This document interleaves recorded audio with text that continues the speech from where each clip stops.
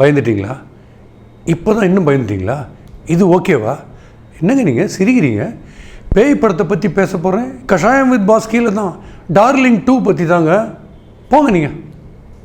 இப்போ உங்களுக்கு ப்ரொடியூசர்கிட்ட போய்ட்டு ஒரு கதை சொல்லி ஓகே ஆகணும்னா 2 சொல்லலாம். நீங்கள் ஒன்று பேய் படம் சொல்லணும், இல்லை பாக்ஸிங்.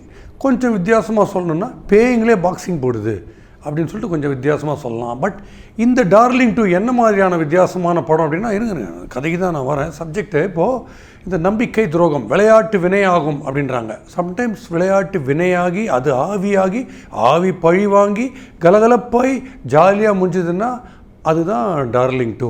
புரியலையே, கொஞ்சம் புரிகிற மாதிரி சொல்லு. ஒரு சின்ன உதாரணம். 2 ஃப்ரெண்ட்ஸ் இருக்காங்க, 2 பேர் படத்துக்கு வரேன்னு சொல்லியிருக்காங்க. நீங்கள் தான் நடுவில் கோஆர்டினேட்டர். டக்குன்னு ஒருத்தர் ஃபோன் பண்ண மச்சான் ராமு வரலன்ட்டாண்டா கடைசி நிமிஷத்தில். டக்குன்னு இங்கே ஃபோன் பண்ணிட்டு மாமே பாபே ராமு வரலன்ட்டாண்டா இந்த பக்கம். 2 பேருக்கு மத்தியில் ஒரு பொய்யை நீங்கள் சொல்லி 2 பேரும் விஷயம் தெரிஞ்சு உங்களை வந்து பழி வாங்கினாங்கன்னா அது நார்மல் சோஷியல் கதை. பட் இந்த மாதிரி 2 பேருக்கு நடுவில் மூட்டி விட்டு கடைசியில் அந்த 2 பேருமே விபரீதமாக செத்துட்டாங்கன்னா, அது சூசைடோ ஏதோ செத்துட்டாங்க, ஆவியாக வந்து உங்களை பழி வாங்கினாங்கன்னா கொஞ்சம் வித்தியாசமாக இருக்குல்ல? கேட்கும்போதே சும்மா உதறது இல்லை. அதுதான் டார்லிங் 2. ஓப்பனிங்கில் ஒரு ஃபஸ்ட் ஹாஃபில் நீங்கள் பார்த்தீங்கன்னா அப் டு இன்டர்வல் வரைக்கும் 5 பேர் கிளம்பி வால்பாறைக்கு போகிறாங்க. போய் பயந்துனே இருக்காங்க. இன்டர்வல் வரைக்கும் பயப்படுறாங்க. 117 நிமிஷம் படம். கிட்டத்தட்ட ஒரு 60 நிமிஷம் பயப்படுறாங்க. 5 பேர், ஒருத்தர் பயப்படுறாரு, 2 பேர் பயப்படுறாங்க, 3 பேர் குரூப்பாக பயப்படுறாங்க, இண்டிவிஜுவலாக பயப்படுறாங்க, வெரைட்டியாக பயப்படுறாங்க, கோவமாக பயப்படுறாங்க, ஆச்சரியமாக பயப்படுறாங்க, சிரிச்சுட்டே பயப்படுறாங்க, பயந்துட்டே பயப்படுறாங்க. இப்படி பயத்தில் எத்தனை வகைகள் அப்படின்னு ஒரு பெரிய லிஸ்ட்டு நீங்கள் போட்டு பரிசு போட்டியில் போய் கலந்துட்டு பரிசு தட்டின்னு போயிடலாம். அதுவும் ஆவி தான் வந்து ப்ரெசென்ட் பண்ணணும். ஸோ இந்த மாதிரி போயின்னு இருக்குது.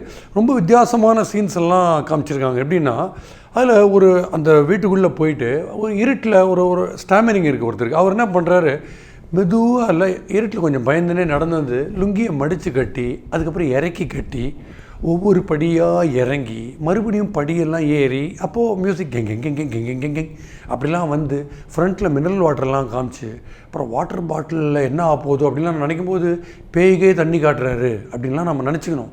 அதுக்கப்புறம் ஒன்றுமே ஆறுதில்லை, அவர் ஜஸ்ட்டு நடந்து போய் படுத்துக்கிறாரு. இப்படி ஒரு சீன்.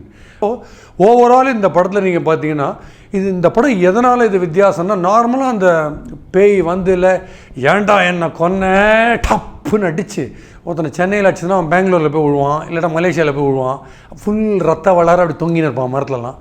அதெல்லாம் எதுவுமே கிடையாது. ஒரு சாந்தமான ஒரு பேய் படம். அதாவது அஹிம்சாவாதியாக ஒரு பேய் இது வரைக்கும் நான் பார்த்ததே கிடையாது. அந்த பேய் வந்து பயமுறுத்துது. அது பயமுறுத்துறதான் நினச்சிக்கிறாங்க ஃப்ரெண்ட்ஸு. நமக்குள்ளே யார் பேயாக இருப்பாங்களோ, இப்படி நாம் பயப்படுறோமே, கதவுலாம் தானாக சாத்திக்குது அப்படின்னு நினச்சினே இருக்காங்க. கடைசி வரைக்கும் அந்த பேய் எதுவுமே பண்ணுறதில்ல. அநேகமாக 25th டே அன்றைக்கி அதை சொல்லுவாங்கன்னு நினைக்கிறேன். யார் பேய், அது என்ன பண்ணுதுன்ற அந்த சீக்ரெட்டு வெள்ளித்திரையில் காண்க அப்படின்னு நம்மளை மறுபடியும் வர வைக்கிறதுக்காக அப்படி ஒரு சீக்ரெட் இப்படி போயிட்டுருக்கு. செகண்ட் ஹாஃபில் ஓரளவுக்கு ஸ்டோரி எலிமெண்ட் இருக்குது. நான் சொன்ன மாதிரி இந்த விளையாட்டு வினையாகும், இந்த நம்பிக்கை துரோகம் பண்ணாரா என்ன, ஸோ இந்த ஆவிகளுக்கெல்லாம் நல்லா தெரிஞ்சிருக்கு. லாஜிக்கலாக நல்ல ரீசனபிளான சாந்தமான ஆவிங்க வந்து ஆக்சுவலாக வந்து அவன் துரோகம் பண்ணல, அது ஒரு விளையாட்டு, அதை ஒன்று பண்ணான், அதுக்காக நம்ம உயிரெல்லாம் எடுக்கக்கூடாது, லைட்டாக டப்புன்னு கண்ணத்தில் தட்டுறது, முட்டியில் கீறுறது, சின்ன சின்ன அடிப்பட்டுக்கலாம், ஒரு டெட்டால் போட்டு வாஷ் பண்ணுற அளவுக்கு, பெரிய லெவலில் எதுவும் நம்ம பண்ணிடக்கூடாது, ஹார்ம் பண்ணிடக்கூடாது அப்படிங்கிற லெவலில் ஒரு ஆவியிலேயே ஒரு சாத்வீகமான ஒரு ஆவி படம் இது.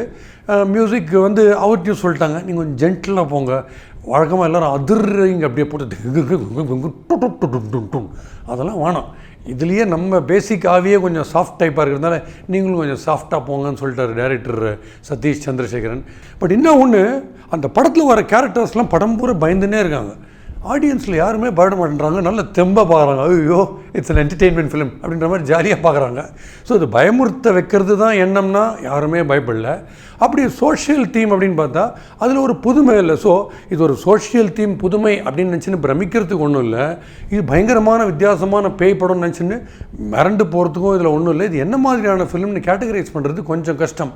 ஸோ முடிவாக நீங்கள் பார்க்கும்போது இந்த படத்தை பற்றி என்ன சொல்லலாம்னா, டார்லிங் 2 லவ் விஷயத்தில் ஒரு சின்ன கேம் விளையாட போய் ஆவியெல்லாம் உள்ளே புகுந்து மறுபடியும் ஒரு சாதா சோஷியல் தீமாகவே முடியுது அப்படின்னு பார்க்கும்போது இது வந்து ஒரு டார்லிங் 2 கிடையாது, டிராகிங் 2. பேய் படம் அப்படின்னாங்க. நீங்கள் பே பண்ண படம், டிக்கெட்டுக்கு பே பண்ணீங்க இல்லையா, அந்த அளவுக்கு ஒரு பேய் படம். மறுபடியும் நான் வந்து அந்த கெட்டப்புக்கே போயிடுறேன். மறந்துடாதீங்க, இத்தனை நாள் நான் பேசினது பேய் படத்தை பற்றின விமர்சனம். இப்போ உங்களுக்கு எதில் அதிக சிரிப்பு வருது? போதும் நீங்கள் கலாய்ச்சது. அடுத்த கஷாயம் வித் பாஸ்கியில் கண்டிப்பாக சந்திக்கிறேன். இது இல்லாமல்